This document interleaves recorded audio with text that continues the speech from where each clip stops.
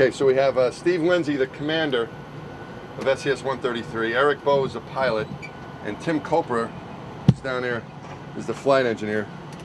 So Steve, can you tell us what's going on here? I know you guys are extremely busy. You got all kinds of books up. What do you got going on here? What's happening? We're maneuvering and verifying that our inertial measurement units are aligned properly for deorbit, so we have an accurate navigation system to come in to enter. So we're working a couple of failures just to keep us awake, and other than that, everything's going fine. And practicing your last day on orbit. Last day on orbit. Yep. We got we got the parachutes out and the seats set up and cooling units going, and before this sends over, we'll be suited up and we'll enter. All right, so this will be a big day because it's the end of your flight, and it's also the last day on orbit for the Space Shuttle Discovery, isn't it? Is what you're practicing. It is. Very historic. Yeah, it's the first last flight, as I think Ken Ham said for Atlantis. Yeah. But this probably is going to be the last flight of Discovery. Probably. Yeah, I don't think it's going to fly again. Eric, what do you got going on over there? Well, I'm helping out Steve. We're basically setting up. We have a maneuver coming in to get the orbiter pointed towards the sun to get us set up for entry. He's basically trying to keep me from messing up. Is that the idea? That's his job. Yes. Yeah. That's a pretty good translation. Is that what what's going on? Yeah.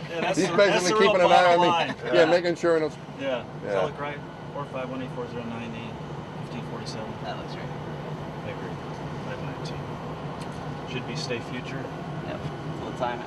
And it does. Yeah. All right. It's good. This is the point in time where we transition from orbiting vehicle to getting ready to deorbit. So we transition from all our procedures for deorbit prep, and that allows us to get in a good configuration.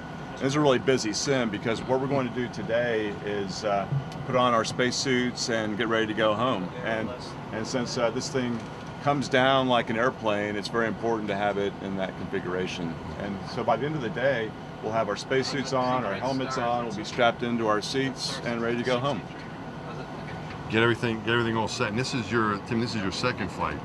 Your first flight was a bit different, right? I mean, because you tell us about what you did on your. If you have a minute here, tell us what you did on your first flight. It's a little bit different in that I went up and down on a space shuttle to space station, but I get to spend 2 months on space station. Yeah. So my ride was a space shuttle, but my home for a couple of months was the International Space Station. So this time, before, I rode on the mid-deck, and it was mainly transportation. This time, I'm pretty busy because I try to help out the pilot and commander for all the tasks that happen on the flight deck. Right. And you're not gonna make sure you get back on. That's a good idea. You got to make sure you get back on a thing, or else you might get stuck. So, well, this is a pretty unique flight because 3 of us had spent time on space station. That's right. Mike and Nicole. Yeah. We weren't all together though, right? Mike and Nicole were though, weren't they? Weren't they up together or no? Actually, I arrived and Mike was there, and then Nicole came up and we swapped. So all 3 of us had spent time together on space station. That's pretty cool. It is very cool. That's right. That's right. I didn't realize that. That's very cool. But now you get to go back together and come back. So what vehicle did you go up and come back on before? So I went up on Endeavor and I came home on Discovery. So this will be my second. Your second ride on Discovery. All right. Very cool. What else? So you guys. You must be looking forward to this, huh? This is a big deal.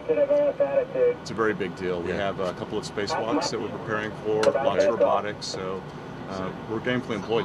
Yeah. What about the historic nature of this? Because this is, we're winding down. This is the last, most likely the last flight for the space shuttle. You guys been getting into a lot of that too? The people around the center and around the country, kind of saying goodbye to the space shuttle here. You get a sense of that? I think the main thing for us is that we have tremendous respect for all the people that have worked so hard to make the space shuttle program successful. This vehicle has done tremendous things, and we have a very visible job, but there are tens of thousands of people that have done just tremendous work to make this happen, and we're very proud of them, and we're very thankful for their great work. Cool. Did you sleep in those things? It looked like you just got out of you're in your pajamas. Well, this is Did he just wake up?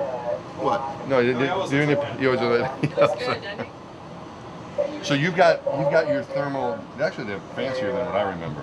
These were the new ones. We were going to get these, and we're not getting them. Or they're just teasing you? Yeah. They don't want to pay to change the drawings. That little part of the drawing that goes from like says from black underwear to blue underwear. You think I'm joking? I'm serious about this. Because it's a change of color? Yeah. So we're going back to the old blue ones. All right, so this is just a tease. This is a tease. This tells us this is like here's what you're not going to get to wear on orbit. All right, so now you got that on, and you're gonna get your what are you gonna wear beside that? You're gonna wear any speed breeches or anything? You're gonna wear a G suit? G suit. You're gonna put a the G big suit orange on? pressure suit. Right. And a Get helmet, it looked gloves. up.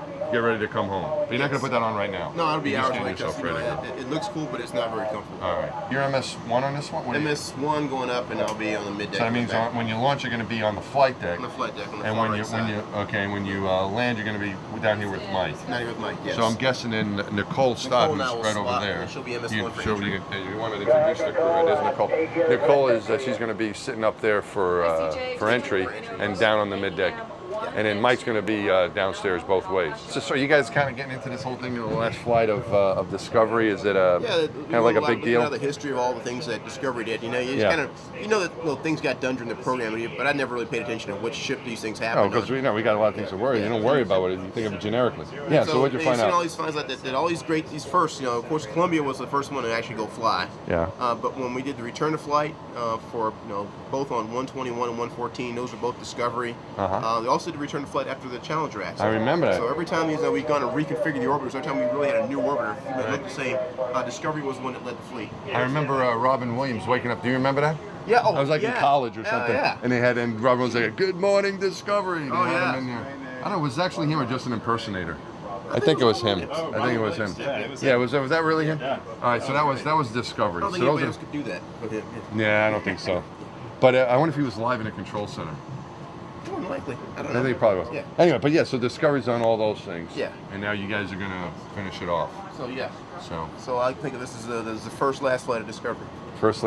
I think it probably is the last flight though. Yeah, don't you? probably I mean, is. Well, you find you're going around probably around the country doing your training at KSC at the Kennedy Space Center and all that. People getting kind of sentimental and what's it like? What's the feeling like? A sense of pride. This is pretty historic. It works over at the orbital facility. They really seem to get that sense of history. Yeah. This is their ship. We just get to rent it for a few days and take it out for a spin. But you can tell they're really proud of what they're doing. You can see, they just treat that ship with loving care. And it gives me a real sense of relief because our lives depend on that ship. Yeah, that's important. And these guys are really taking it seriously, especially this, about that last lap. It has had kind of that Memphis Belle feel to it, for that final mission. Yeah. All right. And people got to be getting a little nostalgic about this whole thing. Oh yeah. This is. And there's a number of people that come up and talk to me and says, "Oh, I was here when we had STS-1, and I'll retire when we get the last one done." Yeah. So they're kind of like, they got this 30-year lifespan of the shuttle mission, and that's about the length of people's normal government careers. And so a lot of folks who are just looking back at the entire shuttle program, they're about to exit what the shuttles do too. Oh, it's interesting because your first flight you said was on Endeavour. Endeavour, yeah. And so this must have a much different being a last flight of a vehicle and winding the shuttle program They're very different ships. Endeavour was, it's obviously the youngest shuttle that we've got. When I flew it on STS-118, it was the first time it had flown since before the Columbia accident, and it had been completely reprocessed in depot. So it literally had that new car smell to it when you get in there. Everything was all brand new and overhauled. They had brand new instruments in it. How long did that last after you guys got inside? About 2 hours into flight, they it turns into a frat house. Yeah, exactly. But you get on Discovery. Discovery's it's got all kinds of wear marks and buff marks. It looks like it's been around the world a few times. Yeah, it's that kind of worn-in feel to it, more so than Endeavour. Yeah, that's very different ships. Well, I'm sure you guys are going to take good care of it, and we look forward to watching you guys. Nicole, you changed your clothes. I did. So you've got the fancy underwear on. It's like a pajama party. It is. It's very much slumber party. Yeah, very nice. What were you doing? You were checking something off before we interrupted you. I was checking. What are you doing? This is Mike's very nice card for what we're going to be doing for deorbit activities. So you lose that and you're in a lot of trouble. Yeah, you gotta I think say, we have 4 of them though, just in case. Houston, we lost the card, we can't come home. Just in I think case. that's what you're going to be saying. So don't lose that. Okay, I got 4 won't. from just in case. We do, yeah, backup. All right. And so it kind of goes by person, what each person will be doing for deorbit prep. And we have a procedure that goes along with that too, but these are kind of the big items just to make sure we get them done. And it feeds all the way through, making sure the seats are installed and don't want to that forget you that. put all your filters away and just general configuration of the min deck and the flight deck, and then it goes through suiting up everybody to get ready to so everything is on it in your seat. So this way we don't forget everything. It is. If anything, and it tells you. And I like this over here. You got an extra one for putting this the yeah, for actually the putting the suit on, which and there's things like you can forget these 'em. things like where you're hooking up your cooling. You know, you've got this cooling garment on that's got all little tubes running through it Right. and stuff. With the one big tube that actually hooks into the where the water's Right, going to right. pump through it, and that's all inside of the orange suit. So it would be a real bummer if you got everything all on and then said, "Oh, forgot to hook that one." right, and there's a lot to think about. And this is, and you two guys, this is you've flown together on for a long time, so you know each other really well. I mean, you more or less lived in the same spaceship for how long were you together up there? We were only together Actually, like not that long, about 3 weeks, I think. 3 weeks. So I mean, Yeah. it was at the end of my mission, and it was more Yeah. the beginning of hers. Yeah. So we overlapped. Right. So do you tell people, like, you know, they said, where have you lived in your life? Well, I've lived in Atlanta and Chicago and space and Houston. Do you add that to the thing? Because Yeah, you lived there, you were there You for might 6 now. months. You got there. You You were there got 6 there months. 99 days or Yeah, something. yeah. And you were there 199 days. 199. Yeah. Yep. You went short of the 200. I know. Darn It's it. gonna I add think it. you knew that It's though, gonna because get this it one. now. And how long were you up there? But 199 is a Not lot. that you didn't know that. Yeah, And that's how- huge. And 91. 91 I feel a little days. cheated. You Yeah, didn't but get it to was the 100, beautiful. but you're going to knock that It off when was. you get up there. Absolutely. You It get to was 9 great. pretty quick. So, I mean, do you say that because I was thinking about that? You've actually lived in space. I mean, the shuttle trip, you go up there, you come back 2 weeks early, doesn't count. It's like almost like a vacation. But when you're there for a couple months, I mean, you can almost, you could file taxes. So if you're- You know, Yeah, if if you you're- fill out your residency. loan application and they want to know your yeah, where past do I addresses live and exactly? Yeah, your address over the earth. I mean, what Yeah, this, yeah. you Voting, put that kind of thing. Why do you Yeah. feel like an application or something like that when they want to know give your residences for the past 6 years? Yeah. You put February 2008 to August 2008 low Earth orbit. Is that what you do? You do that stuff? I don't even get my You're- real addresses on when I haven't flown, so So you just put your regular address down. yeah. I mean, there are certainly the So we're times, ready for Block 5 Discovery. certainly the times where you want to tell people where you were living during that time. Yeah. It's a good excuse for not doing something. But it's pretty cool. You guys get to go back together after Absolutely. It's after neat. being up there. Yeah, And of course, Tim Colonel too Tim was was- up Tim as there well. with Tim us was all there. All overlapping. three of you are up there. Yep. I saw Tim arrive and leave. It was, Yeah.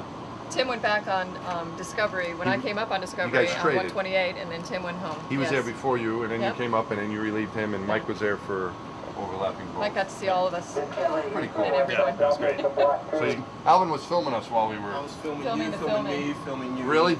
Yeah. All right. And the three of you weren't in space together, though, right? No, Alvin, we you were weren't. up like a year or so Yeah. before then, right? Yeah. Okay. But he's a bug. You know. Yeah, that's the It's other like- thing. 5 bugs. Now you got to Steve is explain that. now, What is you that? know, 5 5 bugs. bugs. I mean, bugs might. If the people, the other kids are going to Yeah. get worried. They're As gonna our love members it. of the Tell us Our about the astronaut bugs. class. Class of Right. 2000. Explain. Class The of Millennium 2000. Bugs. The Y2K The class of bugs. 2000. The Back in Y2K 2000, bugs. when everyone was worried about the computer bugs, and Yeah. you guys took the name, so that was your Yeah. class name. You were all in Right. the astronaut class of 2000. And everyone Right. was worried about us, so Yeah. And it's 5 of you on 5 of you together, and then Yeah, that's Steve right. Lindsay. it's just an Yes. honorary Who was bug a now. very Honorary nervous bug. commander. What do you have to do? Did you initiate him? Uh, It wasn't Is it Maybe. secret? We're Yeah, not don't allowed tell to them. About that. I flew